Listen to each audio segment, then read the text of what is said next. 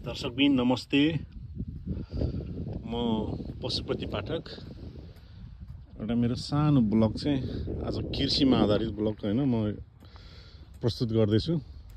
आज म चाहिँ जापानको गुम्मा केनमा अवस्थित मेइवामाचीको एउटा कृषि फार्म नजिकै छु। यहाँ चाहिँ धेरै कृषकहरूले कृषि काम गर्नुहुन्छ। सँगसँगै हिजो आज हामी विदेशी त्यसमा पनि नेपालीहरूको बाहुल्यता बढेसँगै सामूहिक खेती गर्ने कामहरू पनि यहाँ बढोत्तरी रूपमा छ। त्यसमध्ये अब यहाँ चाहिँ हामीहरूले हाम्रै आँखा अगाडि देख्दैछौँ। उहाँ एकजना किसान धेरै दुःख गरिराख्नु भएको छ हैन। उहाँ लगायत विभिन्न नेपालीहरूले चाहिँ यहाँ आफआफ्नो छुट्टै खेती गर्ने जग्गाहरू चाहिँ बारेर विभिन्न आलु लगायत सिजनेबल तरकारी फलफुलहरू लगाउने काम सुरु गरिसक्नु भएको छ। तापक्रमको वृद्धिसँगै यी तपाईले देख्दै हुनुहुन्छ आलु पुदिना लगायत विभिन्न सागसब्जीहरू उम्रिसकेका छन्। र यसै क्रममा हाम्रो नजिक एकजना पेशागत रूपमा खाइस्याइन तर कृषिलाई एकदमै मन पराउनु हुने माटो भनेको हैन सबैभन्दा महत्त्वपूर्ण चिज हो भन्नु भने सञ्जय अधिकारीजी हाम्रो नजिकै हुनुहुन्छ। सञ्जयजी नमस्ते।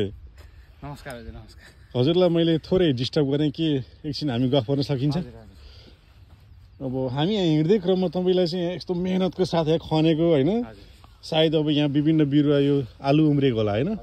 यो पनि देखिएको छ। यो सायद तपाईको मेहनतको फल हुनुपर्छ हैन। अनि तपाई यो जापान जस्तो ठाउँमा व्यस्तताको माझ यो कृषिमा कसरी आबद्ध हुनुभयो? दुई शब्द यसो बताइदिनुस् न। कृषि भन्दा नि तपाईको यो चाहिँ फुर्सदको टाइममा अब चाहिँ जापानको ठाउँमा महँगै छ हेर्नुस् जे किने पनि। यो चाहिँ तपाईको शनिबार आइतबार फुर्सद हो नि।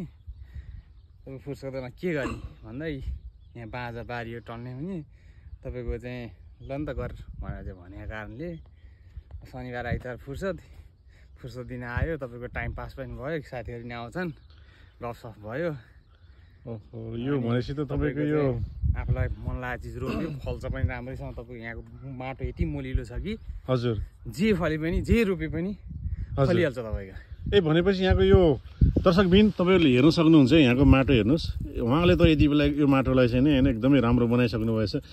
के तपाईले पनि यहाँ नेपालमा जस्तै प्राङ्गारिक मलहरू पनि हाल्ने कि जस्तो के गर्नुभएको छ? तपाईको यहाँ पनि नेपालमा जस्तै कुखुराको, गाईको, भैँसीका भन्छन् नि हैन। हजुर यहाँ पनि त्यस्तै हुन्छ।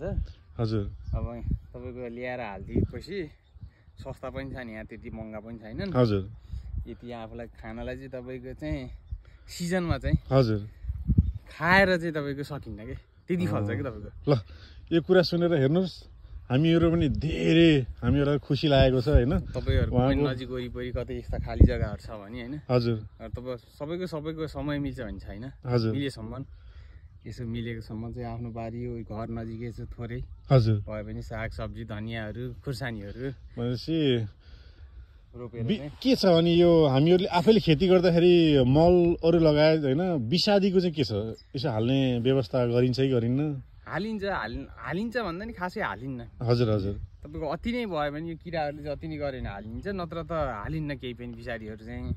अनि यो बिउ बिजनहरू छ नि के कस्तो छ? हामी नेपालबाटै ल्याउँछौँ कि जापानतिर नै यस्तो किन्न पाउँछ? नेपालबाट ल्याउन समस्या नि हुनसक्छ है। हजुर हजुर धेरै अब चाहिँ भन्सारमा चाहिँ धेरै हुन्छ नि तपाईको। हजुर हजुर धेरै चाहिँ चेक जाँच अलिकति कडै छ भने हुन्छ।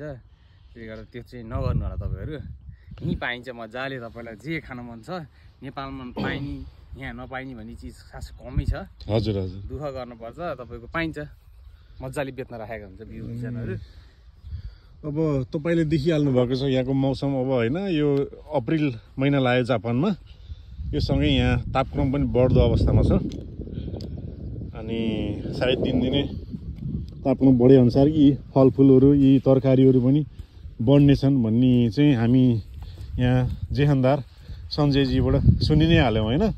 अनि छ नि सञ्जयजी, हजुर हजुर। अब यो अहिले हामीले यो अप्रिलको महिनामा यो जुन होइन आलुहरूको टुसा लाग्दैछन् होइन, कोही त उम्री पनि सके, यो चाहिँ फल कहिले निक्लिन्छन् होला त? 2 शब्द यसो बताइदिनु। चार भयो तपाईँको यो 39 दिनदेखि 60 दिनमा तपाईँको तयार भइसक्छ।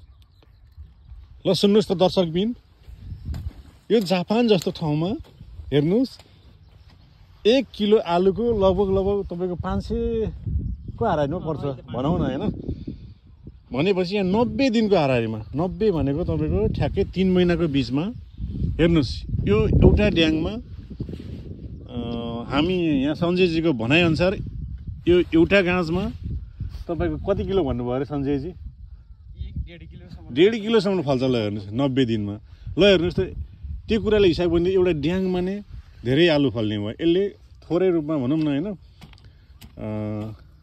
आफूले फलाएका सागसब्जी सँगै स्वस्थवर्धक खाना पनि खान पाइयो र थोरै चाहिँ तपाईँको आर्थिक रूपमा पनि बचत भयो भन्ने चाहिँ हामीलाई लागिरहेको छ होइन सर? तपाईँको बचत त तपाईँको उस्तै हो तपाईँको। अब यसलाई पनि यो बिउहरू ल्याउनु पऱ्यो, गर्नु पऱ्यो होइन। हजुर। मेन भनेको सन्तुष्टि, आफूले खाइन्छ, तपाईँ आफूले खाएको भन्दा बढी अरूलाई दिन पाइन्छ। हजुर, त्यही नै हो खुसी कुरा। ल यो तपाईँको यो व्यस्तताको समय थोरै लियौँ हामीले, त्यसको लागि माफी पनि चाहन्छौँ। धन्यवाद, सानो मन्तव्य पनि दिनुभयो होइन। हजुरलाई पनि धेरै धेरै धन्यवाद। अनि तर यहाँ हामीहरूले एउटा बोरामा के देख्दैछौँ दर्शकबिन, यो चाहिँ के होला सञ्जयजी, यसो बताइदिनुहोस् न 2 शब्द। मल हो हजुर होइन। हजुर हजुर। अनि उसिनो बुन भन्छ। हजुर हजुर। यो चाहिँ लगभग 40 लिटर जति छ कि ए एउटा कुखुरामा। हजुर हजुर। यसको तपाईँको चाहिँ 300 जति भनौँ, 300 एन। ओहो 300 मा। ल हेर्नुहोस् दर्शकबिन, यत्रो बोरा नै पाउँदो रहेछ भनेपछि जापानमा दुःख त छ होइन। तपाईँको एकदम समय मिलाएर चाहिँ गर्न सकियो भनेदेखि धेरै महँगो पनि पर्दैन भन्ने चाहिँ हामीहरूले सञ्जयजीबाट जानकारी पायौँ होइन। यस्तै यस्तै तपाईँको ज्ञानवर्धक भिडियोहरू हामी फेरि ल्याउँदै गर्दैछौँ होइन, ल्याउँछौँ। आजको लागि चाहिँ बिदा चाहन्छौँ। ल सञ्जयजी धन्यवाद। हजुर, हस्।